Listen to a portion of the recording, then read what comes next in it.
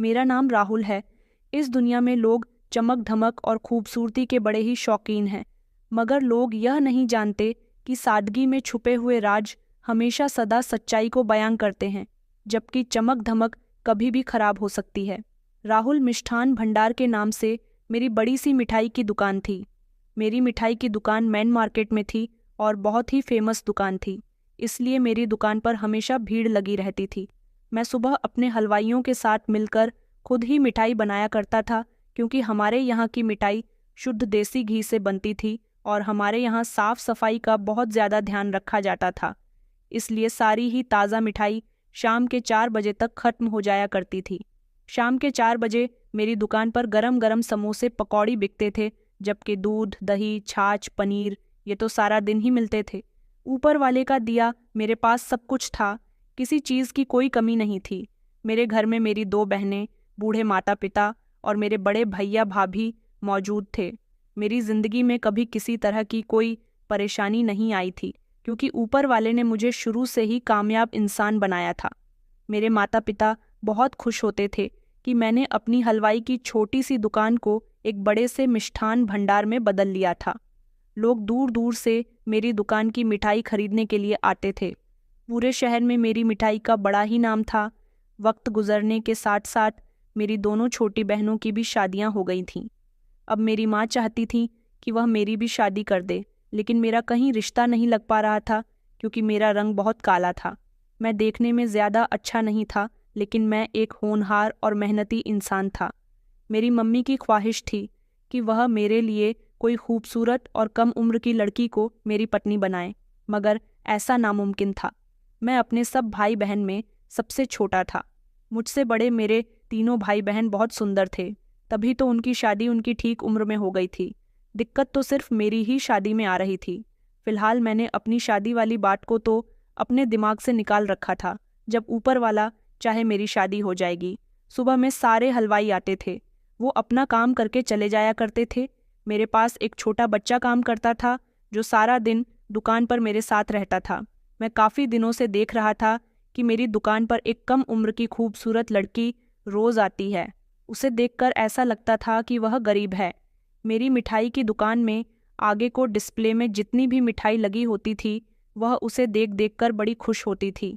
ऐसा लगता था जैसे उसे भूख लगी हुई है, या फिर उसका मन इस मिठाई को देखकर ललचा रहा है। मैं उसे मिठाई खाने के लिए निकाल कर दे देता तो वह बहुत खुश हो जाया करती थी।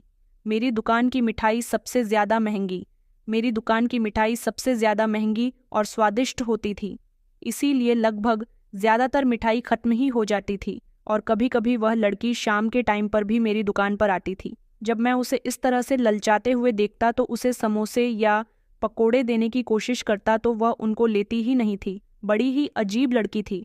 कई बार तो वह हर रोज़ मेरी दुकान पर आती थी, और कभी कभी ऐसा होता था कि कई कई दिन गुजर जाते थे। वह लड़की मुझे कहीं नज़र तक नहीं आती थी। मेरी दुकान मेन मार्केट में थी, इसलिए वह नहीं बल्कि ना जाने कितने भिखारी लोग मेरी दुकान पर मिठाई फ्री में मांगने के लिए आ जाते थे। मैं उन लोगों को निराश नहीं करता था। कभी मैं उनको पैसे दे दिया करता, तो कभी अपनी दुकान से निकालकर थोड़ी बहुत मिठाई उनको दे दिया करता था। कई दिन इसी तरह से गुजर गए थे जब मेरी माँ ने मुझे एक बहुत बड़ी खुशखबरी सुनाई थी। उन्होंने कहा था कि बेटा, मेरी ख्वाहिश पूरी हो गई। मैं तेरे लिए जैसी लड़की की तलाश कर रही थी, वैसी लड़की मुझे मिल गई है। माँ की बात सुनकर मुझे बड़ी हैरानी हुई थी कि आखिर ऐसा भी क्या हो गया। माँ कहने लगी कि तू नहीं जानता, मैंने एक लड़की देखी है। गरीब परिवार की है, मगर बेहद खूबसूरत है। उसकी खूबसूरती सबके आगे फेल है। मुझे अपने बेटे के लिए ऐसी ही पत्नी चाहिए थी। माँ की बात सुनकर मैं निराश हुआ था। मैंने माँ से कहा कि माँ, तुम खुद से बात बना रही हो या सच में मेरा रिश्ता कहीं तय कर दिया है। माँ कहने लगी कि नहीं नहीं, मैं खुद से ये बात क्यों बताऊंगी। लड़की के माँ बाप ने रिश्ते के लिए हाँ कर दी है। मैंने लड़की के माता पिता को तेरे बारे में बताया तो उन्होंने इस रिश्ते के लिए फौरन ही हाँ कर दी थी। उन लोगों को तो तुझे देखने की भी ज़रूरत नहीं पड़ी, क्योंकि उनके यहाँ तेरी ही दुकान से मिठाई जाती है। तुझे तो शहर का हर इंसान जानता है। लड़की के पिता तो बहुत खुश हुए थे। आखिरकार वो समझ गए थे कि हमारा बेटा बहुत अच्छा कमाता है, उनकी बेटी हमारे घर में बहुत खुश रहेगी। तभी तो फौरन ही उन्होंने अपनी बेटी का हाथ तेरे हाथ में देने का फैसला कर लिया है। वो जल्द ही शादी करना चाहते हैं। मैंने तो सोच लिया है कि कल ही मैं सहपरिवार उन लोगों के घर जाऊंगी। बहू के लिए सोने के कंगन, सोने की अंगूठी और कुछ कपड़े वगैरह लेकर चली जाऊंगी ताकि रिश्ता पक्का कर सकूं। माँ की बात सुनकर मुझे अपने कानों पर विश्वास नहीं हो रहा था। मुझे तो ऐसा लग रहा था जैसे माँ मुझसे मजाक कर रही है। मगर मेरी भाभी ने बताया कि माँ बिल्कुल सही कह रही हैं। लड़की सच में बहुत खूबसूरत है। लड़की के घरवाले तो अपने आप को बहुत भाग्यशाली समझ रहे हैं कि उनकी बेटी के लिए राहुल का रिश्ता आया है, उस राहुल का जिसकी मिठाई का टेस्ट हर इंसान की जुबान पर है। भाभी ने जब मुझे डिटेल से पूरी बात बताई तो मुझे इस बात पर यकीन हुआ था। मैं बहुत खुश हुआ था। आखिरकार खूबसूरत पत्नी का अरमान तो हर कोई रखता है। मैं तो वैसे भी किसी खूबसूरत लड़की को देख लेता तो कहीं खो सा जाता था और अपने आप को कोसने लगता था कि अगर मैं स्मार्ट लड़कों में से होता तो मैं फौरन ही इस लड़की को प्रपोज कर देता। किसी भी खूबसूरत लड़की को देखकर मुझे मजबूरन अपने अरमान दबाने पड़ जाते थे। लेकिन अब मैं खुश था कि मेरी जिंदगी में खूबसूरत लड़की शामिल होने वाली थी। मेरी माँ ने मुझे उस लड़की की फ़ोटो दिखाई तो मैं और ज़्यादा खुश हुआ था, क्योंकि मुझे उम्मीद ही नहीं थी कि मेरी ज़िंदगी में इतनी खूबसूरत लड़की आ जाएगी। 2 महीने मेरा उसके साथ रिश्ता लगा रहा था। मेरी माँ अब तक उसके लिए न जाने कितने गिफ्ट्स लेकर जा चुकी थी, क्योंकि जब मेरे बड़े भाई की शादी हुई थी उन्होंने मेरी भाभी का लेन देन भी कुछ इसी तरह से किया था, और अब तो उनके छोटे और लाडले बेटे की शादी होने जा रही थी, इसलिए वह और भी ज़्यादा खुश थी। मेरा पूरा ही परिवार मेरी शादी की बहुत खुशियाँ मना रहा था और फिर मेरी शादी का भी वक्त आ गया था। मेरी शादी खूब धूमधाम से हुई थी। लड़की के घरवाले मुझे अपना दामाद बनाने पर बहुत खुश थे। वह लोग गरीब थे, इसलिए अपनी तरफ से उनसे शादी में जितना हो सका था उन्होंने उतना ही इंतज़ाम किया था। इस चीज़ को लेकर हमें भी कोई परेशानी नहीं थी। वैसे भी हमें सिर्फ और सिर्फ लड़की से मतलब था, उसके परिवार वालों से नहीं। मेरी पत्नी विदा होकर मेरे घर आ गई थी। मेरे पिता ने शादी पर घर बहुत अच्छे से डेकोरेट करवाया था। मेरी पत्नी को मेरे कमरे में भेज दिया गया था। शादी वाले दिन मेरी खुशी के तो ठिकाने ही नहीं थे। मैं अपने कमरे की तरफ जा रहा था और सोच रहा था कि आज के बाद मेरी ज़िंदगी बदल जाएगी। मेरी ज़िंदगी में इतनी हसीन लड़की जो आ गई है। मैंने सोच लिया था कि मैं अपनी पत्नी को राजकुमारी बनाकर रखूंगा। मुझे पैसों की तो कोई कमी नहीं थी। मेरी पत्नी मुझसे जैसा कहेगी मैं उसके लिए वह सब कुछ करूंगा। मैंने उसके लिए बहुत सारे गिफ्ट्स भी खरीदे थे। जब मार्केट गया था तो मुझे समझ ही नहीं आ रहा था कि मैं उसके लिए क्या गिफ्ट लूं। लेकिन मुझे लड़कियों के सामान में जो जो चीज़ याद आई थी मैंने वह सारा ही सामान अपनी पत्नी को गिफ्ट करने के लिए खरीद लिया था। मेरे लिए तो यह सारा सामान लेना कोई मामूली बात नहीं थी, लेकिन मैं अपनी पत्नी की ख्वाहिश पूरी करने के लिए कुछ भी कर सकता था। मुझे पूरी उम्मीद थी कि मेरी पत्नी को यह सब कुछ बहुत पसंद आएगा। वह इसको देखकर खुश हो जाएगी। जूते, कपड़े, चूड़ियाँ, गहने, यह सारी चीज़ें लड़कियों को बहुत पसंद होती हैं। बाकी लड़कियों की तरह मेरी पत्नी भी यह सारा सामान देखकर बेहद खुश होगी। मैं कमरे के अंदर गया तो सामने का नज़ारा देखकर मैं हैरान रह गया था। मैं तो समझता था कि वह दुल्हन बनी हुई घूंघट अपने चेहरे पर डालकर बिस्तर पर नज़ाकत से बैठी हुई होगी, लेकिन उसने तो घूंघट बिस्तर पर डाला हुआ था और वह बेड पर फूलों के बीच नहीं बल्कि सोफे पर बैठी हुई थी। मैंने सोचा था कि मैं कमरे में जाकर सबसे पहले उसका घूंघट उठाऊंगा, उसकी तारीफ करूंगा, उसे उसकी मुंह दिखाई का गिफ्ट दूंगा। मैंने उसके लिए सोने की चेन बनवाई है। मैं उसकी पतली सुराही जैसी गर्दन में खुद अपने हाथों से पहनूंगी और उसके बाद मैं उससे मोहब्बत करनी शुरू करूंगा ताकि हमारे रिश्ते की हसीन शुरुआत हो सके। लेकिन वह तो बिस्तर पर बैठी ही नहीं थी और उसके दुल्हन वाले कपड़े भी बिस्तर पर पड़े हुए थे। उसने दुल्हन का जोड़ा और सारे गहने उतारकर एक मामूली सा सूट पहन लिया था। यह सब देखकर मुझे एक जोरदार झटका लगा था। मेरा चेहरा तो जैसे उदास हो गया था। मेरे बहुत सारे दोस्त हैं, इसलिए मैंने अपने कई दोस्तों के मुंह से सुना था कि शादी की पहली रात उनकी पत्नी उनसे नाराज़ हो गई थी। मगर मैं अपनी पत्नी को किसी भी हाल में नाराज़ नहीं करना चाहता था, लेकिन उसको देखकर तो लग रहा था जैसे वह पत्नी नाराज़ थी। मेरी पत्नी क्यों नाराज़ थी यह तो मैं नहीं जानता था।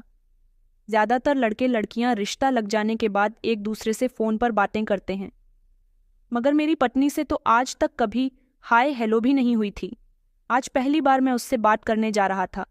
मैं तो उसे अपनी दुल्हन के रूप में देखना चाहता था। शादी के दौरान जब हम दोनों पति पत्नी मंडप में बैठे हुए सारी रस्में कर रहे थे, तब मैं नज़र झुकाकर बैठा हुआ था, क्योंकि मुझे सबके सामने उसे देखने पर बहुत शर्म आ रही थी। मैंने सोच लिया था कि मैं अपने कमरे में जाकर उसे आराम से देखूंगा। मैंने उसे ठीक से देखा भी नहीं था और उसने अपने कपड़े बदल लिए थे।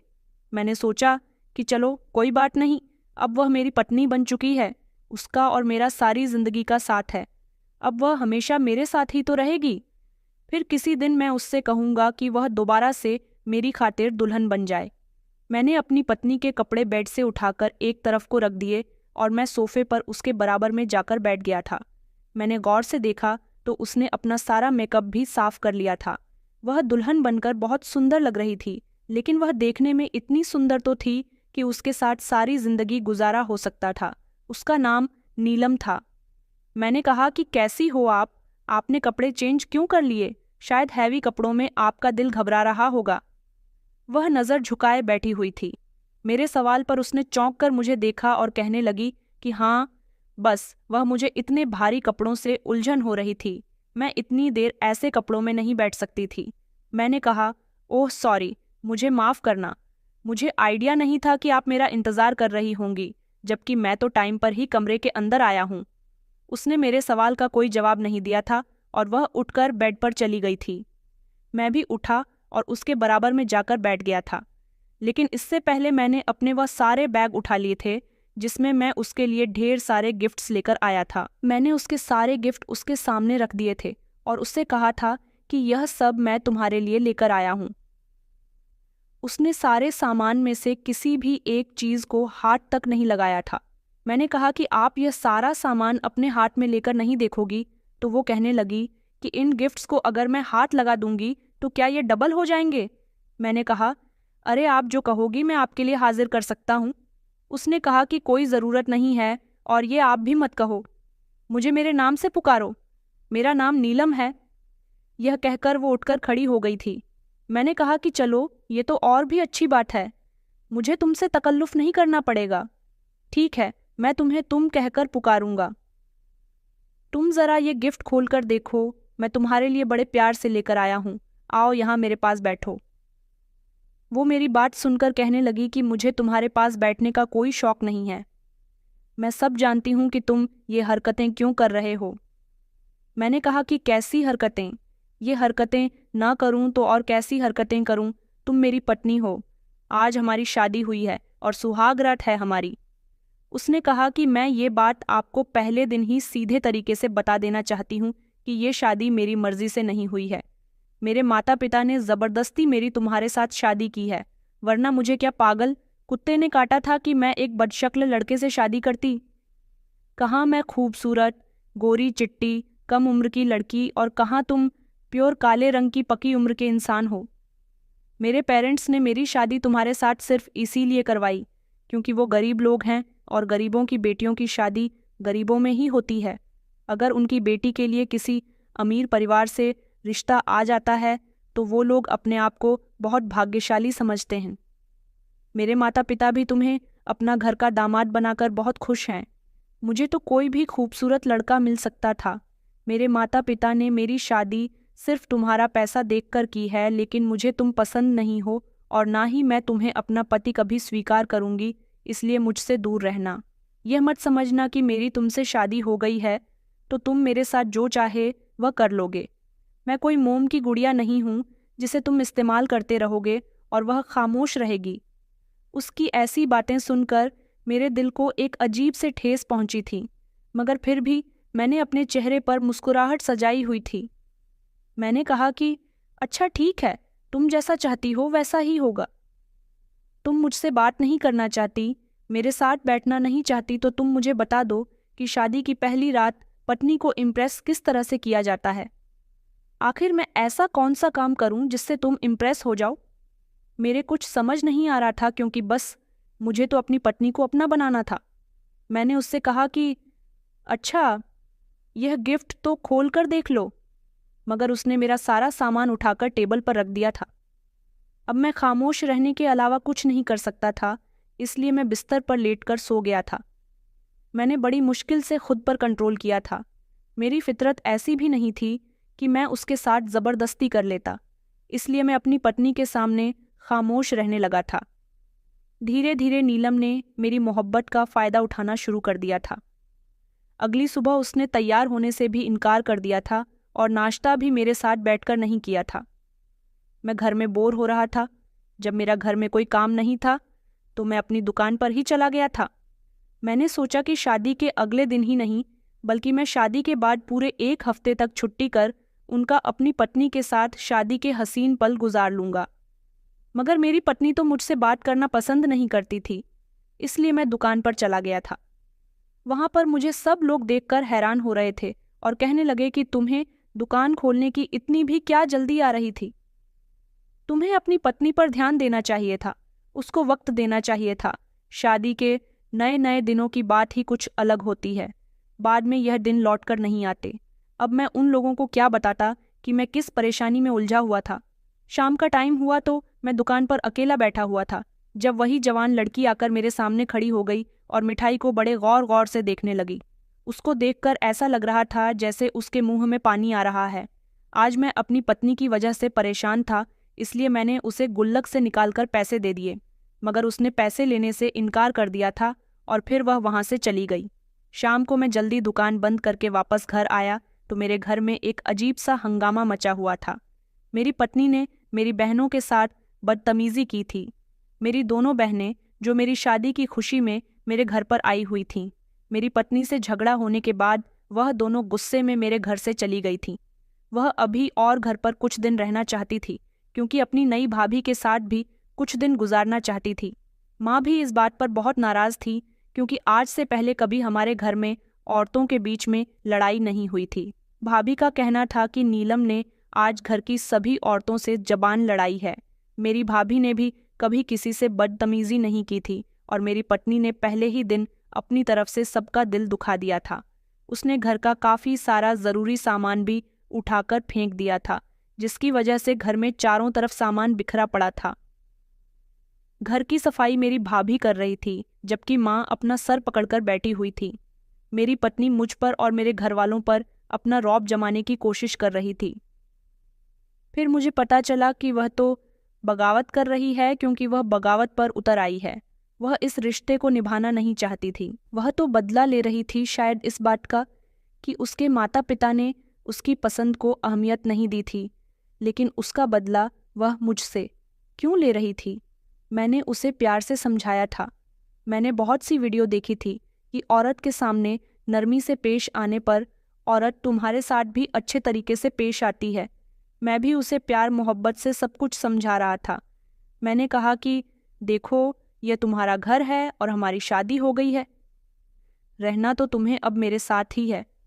उसने कहा कि शादी हो गई है इसका मतलब यह तो नहीं कि हम हमेशा एक साथ रहेंगे, बीच का भी तो कोई रास्ता निकल सकता है। मैंने कहा कि क्या मतलब बीच का कोई रास्ता निकल सकता है? तुम आखिर कहना क्या चाहती हो? शादी के दूसरे दिन ही तुमने इतना हंगामा कर दिया। भला नई नवेली दुल्हन पर यह सब क्या शोभा देता है? तो वह कहने लगी कि हाँ, मुझे सब कुछ शोभा देता है। मेरा मानना है कि जब लड़की की शादी ज़बरदस्ती उसकी मर्जी के खिलाफ कर दी जाए तो उसे अपनी ससुराल जाने के बाद कुछ ऐसा ही करना चाहिए। जो मैं कहना चाहती हूँ वह बात तुम बहुत अच्छे से समझ गए हो, तो फिर ऐसा करते क्यों नहीं हो? उसकी बात सुनकर मैं घबरा गया था। मैंने कहा, तुम पागल हो गई हो? क्या तुम चाहती हो कि मैं तुम्हें डिवोर्स दे दूं? हम लोग उसके अलावा भी तो कोई और रास्ता निकाल सकते हैं ना?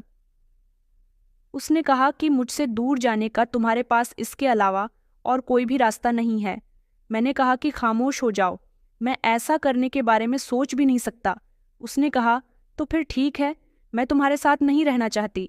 मैंने कहा कि देखो, आखिर मुझ में क्या कमी है, मैं तुम्हें बहुत खुश रखूंगा। उसने कहा, लेकिन मेरी खुशी तुम्हारे साथ नहीं है। मैं शादी से पहले किसी और लड़के को पसंद करती थी। इससे पहले मेरे घर वालों को मेरी पसंद के बारे में पता चला। इस दौरान तुमने मेरे घर रिश्ता भेज दिया। मेरे घर वाले तुम्हारे रिश्ते से बहुत इम्प्रेस हुए और इस तरह मेरी तुम्हारे साथ शादी हो गई। यही वजह है कि मेरे दिल में तुम कभी जगह नहीं बना सकते। मैंने कहा कि मैं मानता हूँ, शादी से पहले बहुत सारी लड़कियों को मोहब्बत हो जाती है, मगर जब उनकी शादी हो जाती है तो वह अपने पति को ही अपना सब कुछ मानने लगती है। तुम भी ऐसा ही करो, पुराना सब कुछ भूल जाओ, मेरे साथ अपनी जिंदगी की नई शुरुआत करो। वह कहने लगी कि ऐसा कभी नहीं हो सकता। मैं तो अपना सर पकड़कर बैठ गया था। खूबसूरत लड़की के चक्कर में मेरी शादी एक आफत लड़की के साथ हो गई थी। मैंने उससे कहा कि देखो, तुम मेरे भाग्य में लिखी हुई थी और मैं तुम्हारे भाग्य में। अब यह मेरी खुशकिस्मती है कि तुम मुझे मिल गई, और तुम इसे अपनी खुशकिस्मती नहीं समझती तो मुझे कोई प्रॉब्लम नहीं है। मैंने उसे बड़े अच्छे तरीके से जवाब तो दे दिया था, लेकिन उसकी समझ में कुछ भी नहीं आ रहा था। वह मेरी बात मानने के लिए तैयार नहीं थी। यह बात मैं किसी भी हद तक बर्दाश्त नहीं कर सकता था कि मैं उसे डिवोर्स दे दूं, लेकिन वह हर वक्त मुंह में अंगारे भरे फिरती थी। घर वालों के सामने कभी सीधे मुंह बात भी नहीं करती थी, हर बात का उल्टा जवाब देती थी। मैंने अपनी माँ और भाभी से भी कह दिया था कि इससे घर का कोई काम मत करवाना, मैं घर में नौकरानी रख दूंगा। भाभी कहने लगी कि जब मेरी शादी हुई थी तो मैं घर के सारे काम करती थी और आज तक घर के सारे काम करती आ रही हूँ। भला तुम्हारी पत्नी सारा दिन घर में आराम क्यों करेगी? मेरे समय में तो कभी नौकरानी नहीं आई। मैंने कहा कि भाभी, मैं आपके आगे हाथ जोड़ता हूँ, अब की बार नौकरानी आएगी तो आपको भी काम नहीं करना पड़ेगा और मेरी पत्नी को भी काम नहीं करना पड़ेगा। प्लीज़, आप में से कोई भी नीलम से कुछ मत कहना। वह कुछ करे तो उसको करने देना, और ना करे तो उससे कोई सवाल जवाब नहीं करेगा। मैं घर का माहौल खराब नहीं करना चाहता। पहले ही मैं इससे शादी करने के बाद बहुत परेशान रहने लगा हूँ। मैं गुस्सा करते हुए अपनी दुकान पर चला आया था। मैंने फिर से इस लड़की को देखा था। वह दुकान के बाहर खड़ी हुई खाने पीने के सामान को बड़े गौर गौर से देख रही थी।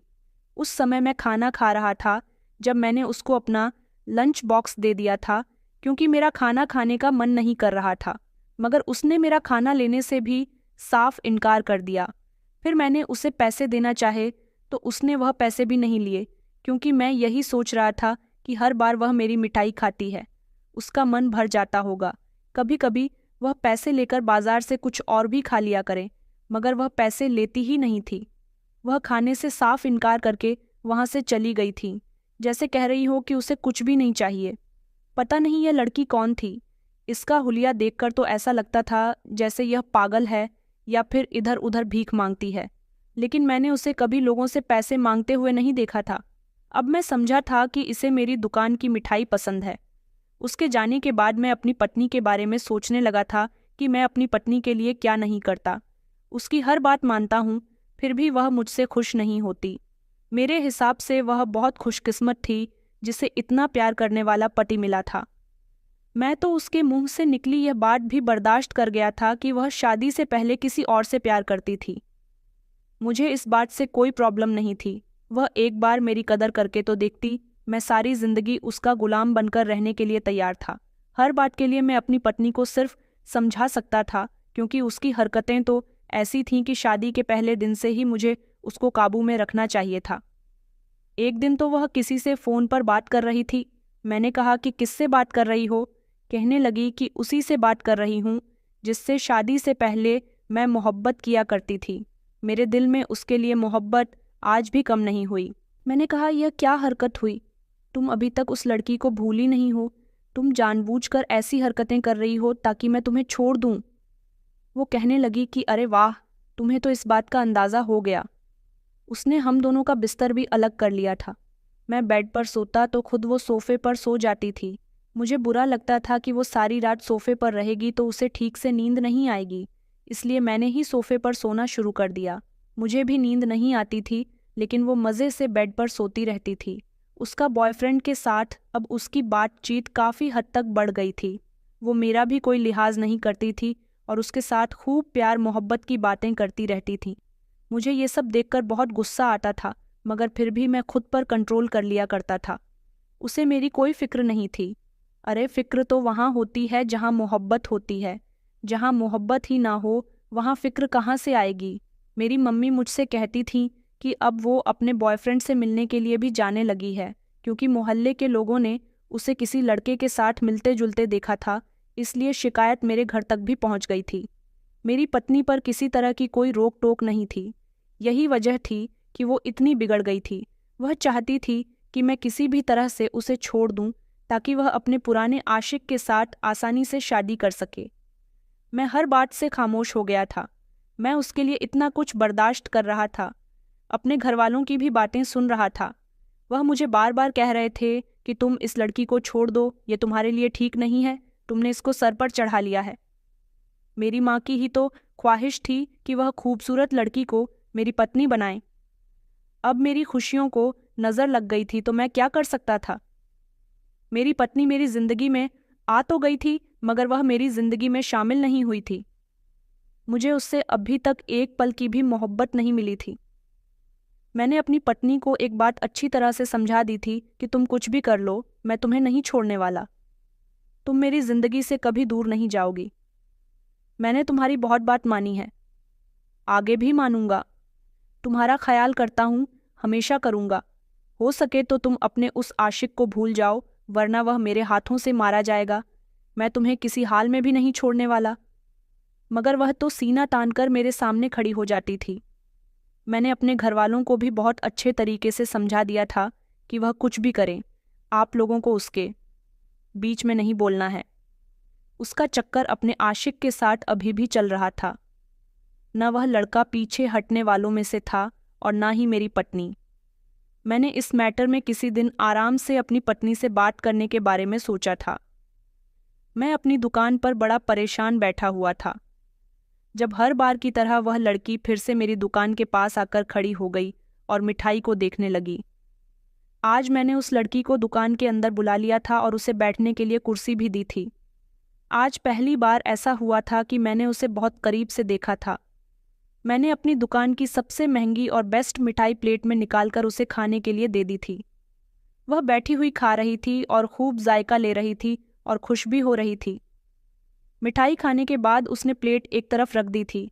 वह अपने कपड़े हटाकर खुजा रही थी। मुझे उसकी हरकत बड़ी अजीब लगी थी। वह जवान लड़की थी, उसे अपने शरीर को ढककर रखना चाहिए था, मगर वह लड़की ऐसे रिएक्ट कर रही थी जैसे उसकी दिमागी हालत ठीक नहीं है। उसका हुलिया बहुत गंदा हो रहा था। ऐसा लग रहा था जैसे उसे नहाए हुए कई दिन गुजर गए। यही वजह थी कि उसके शरीर में खुजली हो रही थी। मगर इस दौरान जब वह पागलों की तरह अपने शरीर को खुजा रही थी, तब मेरी नज़र उसके शरीर के कुछ ऐसे हिस्सों पर चली गई थी जहां पर मेरी नज़र नहीं जानी चाहिए थी। लेकिन जो मैंने अपनी आंखों से देखा, उसे देखकर मेरे होश उड़ गए थे, क्योंकि उस लड़की के शरीर पर चोट के निशान लगे हुए थे। ये लड़की देखने में बड़ी मासूम लगती थी। ऐसा लग रहा था जैसे इस बेचारी पर अत्याचार होता है, इस पर मारपीट की जाती है। मगर इस मासूम को कौन मारता था? थोड़ी देर को मेरी दुकान पर बैठने के बाद वह वहां से चली गई थी। वह कुछ बोलती नहीं थी, शायद वह गूंगी थी। मैंने अपनी दुकान पर छोटू को बैठे रहने के लिए कहा और ना जाने क्यों मैं उसके पीछे पीछे उसे देखने के लिए चला गया था कि वह कहाँ जाती है। वह किसी से भीख नहीं मांग रही थी, बस इधर उधर ही टहल रही थी। थोड़ी देर के बाद वह घर में चली गई। यहाँ पर मैंने कुछ लड़कों को घर के अंदर जाते हुए देखा था। उनमें से एक लड़के ने उसे धक्का देकर घर के अंदर कर लिया था। मतलब कि उनका बिहेवियर उस लड़की के साथ बिल्कुल भी ठीक नहीं था। उसी जगह पर ठीक सामने एक चाय का होटल बना हुआ था। मैं उस होटल के मालिक के पास गया और उससे पूछा कि आखिर यह लड़की कौन है और इन लड़कों की क्या लगती है। इस आदमी ने मुझे बताया कि इस लड़की का इस दुनिया में कोई नहीं है। इसके माता पिता भी मर गए। कुछ समय पहले ये अपने माता पिता के साथ इस घर में रहती थी, मगर इसको एक गहरा सदमा लग गया था और इसी वजह से यह उल्टी सीधी हरकतें करने लगी। इसकी दिमागी हालत भी खराब हो गई। इसके पेरेंट्स ने ऊपर वाला पोर्शन जॉब करने वाले लड़कों को रेंट पर दिया हुआ था। इसके पेरेंट्स के मरने के बाद उन लड़कों ने इस पूरे घर पर कब्जा कर लिया। इस लड़की को अपना होश भी नहीं रहता। यह सुबह घर से निकलती है, जहाँ चाहे वहाँ जाती है। यह लड़के इसके साथ मारपीट करते हैं, इसके साथ बहुत बुरा सलूक करते हैं। जो मन करता है वह करते हैं। सारा दिन यह लड़की ना जाने कहाँ गुजरती है। जब यह घर आती है तो उन लोगों का बिहेवियर इसके साथ ठीक नहीं होता। मैंने उस आदमी से कहा कि यहाँ पर इतना कुछ हो रहा है तुम लोगों ने कभी इस लड़की की मदद करने की कोशिश नहीं की। इन लड़कों के खिलाफ आपको पुलिस में कंप्लेंट दर्ज करवानी चाहिए थी। वह आदमी कहने लगा कि मालिक, हम गरीब लोग हैं, हम अपने काम से काम रखते हैं। थोड़ी देर उस लड़की के बारे में जांच पड़ताल निकालने के बाद मैं वापस अपने घर आ गया था। मैंने छोटू को फ़ोन करके बोल दिया था कि वह दुकान बंद कर दे। घर आया तो पता चला कि मेरी पत्नी ने मेरी भाभी के साथ बहुत बदतमीज़ी की है और उसका मेरी मम्मी के साथ झगड़ा हुआ था। उसने मेरी भाभी की ईंट मार दी, जिससे उनके सिर में गहरी चोट आई है। भैया भाभी को अस्पताल लेकर गए थे। मेरी भाभी दर्द से कराह रही थी। आज तक कभी मेरे घर में ऐसा कुछ नहीं हुआ था। अब मुझे अपनी पत्नी पर बेहद गुस्सा आ गया और मैं वह फैसला करने पर मजबूर हो गया था जो मैं नहीं करना चाहता था। मैंने अपनी पत्नी को डिवोर्स दे दी थी और उसे घर से निकाल दिया था। वह अपने काम में कामयाब हो गई थी। मैंने कहा था, लेकिन खबरदार, अगर तुमने मेरे घर से कोई भी सामान लिया, जो सामान तुम्हारे घर वालों ने दिया है उसे हम खुद तुम्हारे घर वापस भेज देंगे। वह शायद यह समझती थी कि हमारे घर का जितना भी कीमती सामान है वह अपने साथ ले जाएगी, मगर मैंने उसे किसी चीज़ को हाथ तक न लगाने दिया था और घर से बाहर निकाल दिया था। भाभी अभी भी अस्पताल में एडमिट थी। कुछ दिनों के बाद भाभी घर आ गई थी। मेरी पत्नी के जाने के बाद घर में एक अजीब सा सुकून फैल गया था, क्योंकि उसने मेरी भाभी, मेरी बहनों और माँ का बहुत पीछा लिया हुआ था। जिस दिन से मेरी शादी हुई थी, मेरी बहन नीलम की वजह से घर में आती ही नहीं थी। कुछ दिन इसी तरह से गुजर गए थे। फिर मैंने एक नया काम करने का फैसला कर लिया था। मैंने अपने एक मीडिया रिपोर्टर दोस्त को लिया और पुलिस को भी फ़ोन कर दिया था और अपने बाकी भी कुछ दोस्तों को बुला लिया था। मैं उन सबके साथ उस लड़की की मदद करने के लिए चला गया था, क्योंकि उस लड़की की कहानी सुनकर मुझे बहुत अफसोस हुआ था। अकेली लड़की का तो यह ज़माना वैसे भी बहुत फ़ायदा उठाता है, और उस लड़की की तो दिमागी हालत भी ठीक नहीं थी। उसे किसी की मदद की ज़रूरत थी, इसलिए मैं उसकी मदद करने के लिए सबके साथ उसके घर पहुंच गया था। उस लड़की से पूछा गया कि यह लड़की तुम्हारे साथ क्या करते हैं। मेरे रिपोर्टर दोस्त ने उनसे ढेर सारे सवाल किए थे। वह लोग साफ मुकर रहे थे कि उन्होंने कुछ भी नहीं किया, मगर उस लड़की के शरीर पर लगे निशान यह गवाही दे रहे थे कि उसके साथ मारपीट की जाती थी। पुलिस वहां पर आई तो पुलिस ने भी उन सारे लड़कों को अरेस्ट कर लिया था, और उस लड़की से जब प्यार से सवाल जवाब किए गए तो उसने लड़कों के बारे में बताया कि वह उसके साथ रात को बदतमीजी करते हैं और उसको मारते पीटते भी हैं। घर की तलाशी ली गई तो घर से सिगरेट, ताश खेलने के पत्ते, शराब की बोतलें भी बरामद हुई थीं। वह लोग रात को नशा करने के बाद इस लड़की का इस्तेमाल करते थे। सारा दिन यह लड़की इधर उधर भटकती रहती थी।